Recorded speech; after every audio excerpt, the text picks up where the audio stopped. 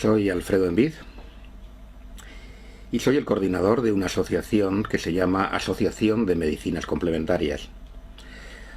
Entre otras cosas, hacemos una revista desde mediados de los años 80. A principios de los 90 recibí un artículo que me mandó un enfermo suizo, firmado por el doctor Peter Duesberg. Y me quedé muy sorprendido, porque Duesberg decía sobre el SIDA todo lo contrario de lo que nos habían enseñado. Lo leí varias veces, lo traduje y lo publicamos en nuestra revista. Después de eso, tomé contacto con él, en California. Duesberg era profesor de biología molecular en la Universidad de Berkeley. Había sido el primero en hacer el mapa genético de un retrovirus y estaba considerado por el doctor Gallo como el mejor retrovirólogo de su generación. Es decir, que no era ningún bocazas. Tenía un currículum impresionante y había sido candidato incluso hasta al premio Nobel.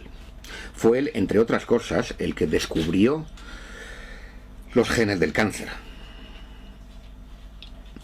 Tenía una beca que solamente veintitantos científicos tenían en Estados Unidos.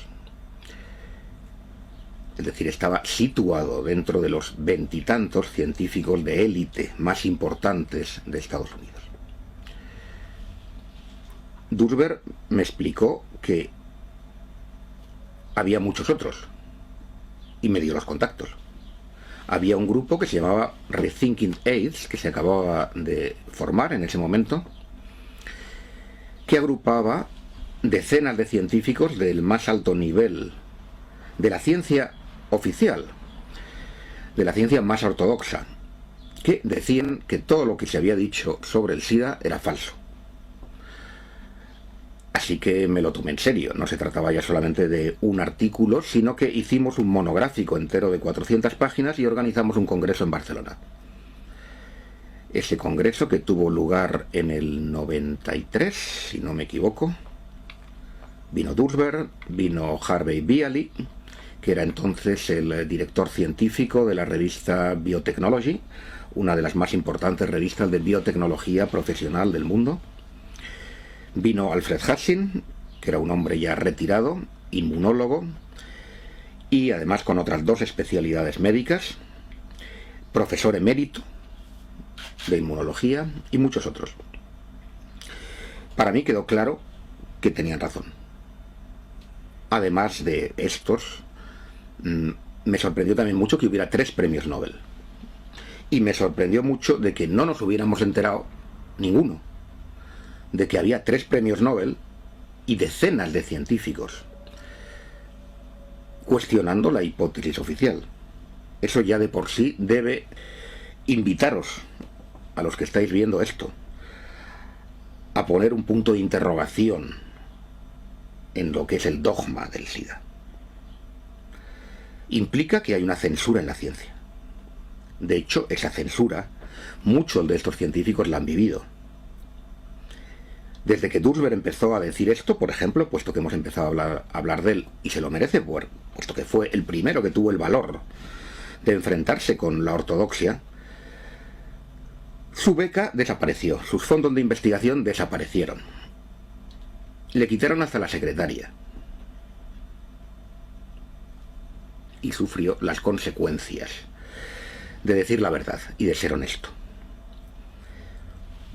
Como anécdota, un colaborador suyo, Stroman, que era otro biólogo molecular muy prestigioso en la Universidad de Berkeley, cuando se jubiló en los años 90, dijo: señores, dijo y lo escribió, Duesberg y todos los que dicen que el virus del SIDA no causa el SIDA tienen razón, pero he esperado a jubilarme para que no me pase lo mismo que a él. Y añadió: muchos de nosotros, refiriéndose al resto de los biólogos de primera línea, pensamos lo mismo. Muchos lo piensan, pero no lo van a decir. Por lo menos hasta que se jubilen. Así que esperamos que a medida que se vayan jubilando, tengamos una epidemia de disidentes.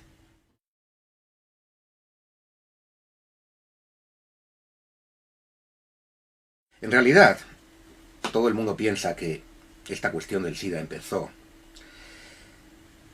en los años 80. A mi juicio empezó mucho antes. Empezó con el inicio de la investigación sobre los retrovirus. El llamado virus del SIDA es un retrovirus, una familia especial de virus. La investigación masiva sobre ese tipo de virus empezó en 1971. ¿Por qué? Porque de pronto un montón de científicos se dedican a investigar sobre una particular familia de retrovirus que hasta ahora no había recibido prácticamente ningún interés. Esa es una pregunta. La respuesta para mí está clara, y para cualquiera que tenga sentido común, porque hay dinero de por medio, porque alguien paga esas investigaciones. ¿Y quién las paga? Pues muy sencillo. En 1971, la situación en Estados Unidos era que estaban perdiendo la guerra de Vietnam. Nixon lanzó una campaña para vencer al cáncer, porque el cáncer estaba aumentando y la gente tenía miedo. Naturalmente, consiguió los fondos.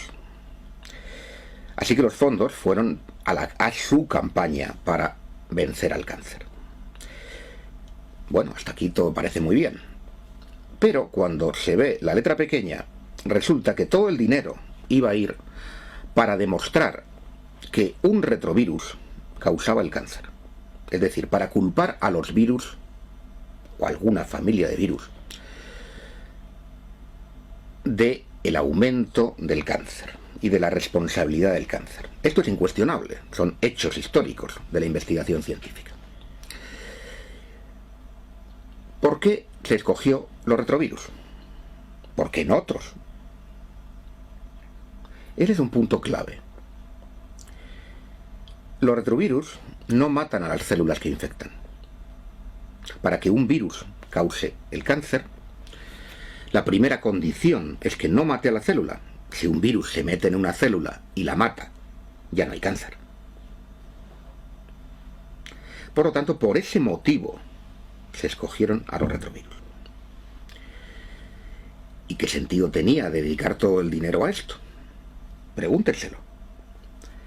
Tenía un sentido muy sencillo. Las investigaciones que apuntaban como origen del aumento del cáncer al aumento de la contaminación radiactiva y al aumento de la contaminación química eran cada vez más evidentes y, por supuesto, más incómodas para la industria. Así que había que desviar la atención. ¿Cuál es la forma de desviar la atención? Si investigas en que el cáncer es causado por la radioactividad o por la contaminación química, no vas a tener ni un dólar. Si investigas sobre los retrovirus, que es lo que nosotros queremos, tienes todo el dinero del mundo. Es perfecto. Desgraciadamente la ciencia funciona así, desde hace ya muchos años. Así que hubo un parón total en la investigación de los orígenes medioambientales del cáncer. Y decenas y centenares de científicos se dedicaron a gastarse el dinero, ese maná financiero que se les daba, para demostrar que el cáncer era causado por un virus. Estábamos en 1971, llegamos a 1980 y empiezan a aparecer en los años 80 los primeros casos que se etiquetan de SIDA. ¿Se había descubierto la causa del cáncer? ¿Se había descubierto que un virus fuera la causa del cáncer? No. ¿Se había curado el cáncer? No. Todo el programa, todo ese dinero había sido tirado a la basura, desde el punto de vista de los pacientes. Desde luego, desde el punto de vista de los intereses industriales, no. Aparecen los primeros casos, que son todos enfermedades antiguas, sarcomas de Kaposi, neumonías, por neumocistis,